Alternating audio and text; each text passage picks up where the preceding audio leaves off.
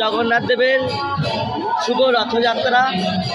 এই রথযাত্রা করে জগন্নাথ মহাপ্রভু তিনি গন্ডিচা মহারানী যে তার মাসির বাড়িতে যাবেন, কারণ এতদিন উনি অসুস্থ লীলা করছেন। গতকালকে উনি নবযৌবন বেশ ধারণ করে, নিত্য উৎসব ধারণ করে উনি এখন নবযৌবন বেশ ধারণ করছিল গতকাল। আজকে উনি বলছেন আমি মাসির বাড়ি যাব। মাসির বাড়ি কিভাবে যাবেন?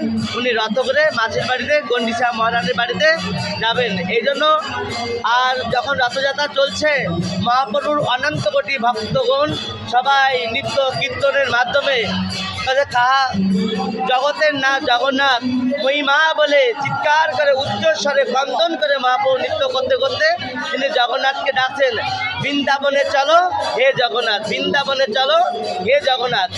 পুরী ধামটা শিখরতে এটা দ্বারকাপুরী বলে, এবং আপনার যে গন্ডিচা যে মহারানী এটা হচ্ছে আপনার বৃন্দাবন ধাম বলে।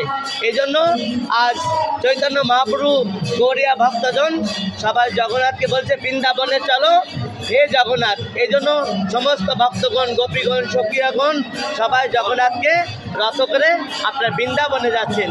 আর বৃন্দাবনে যখন প্রভু জগন্নাথ যাচ্ছেন তখন সবার আনন্দ উল্টোতে নৃত্য গীত কীর্তন সংকীর্তন এই মহাপ্রসাদের ব্যবস্থা চলছে। হরে কৃষ্ণ।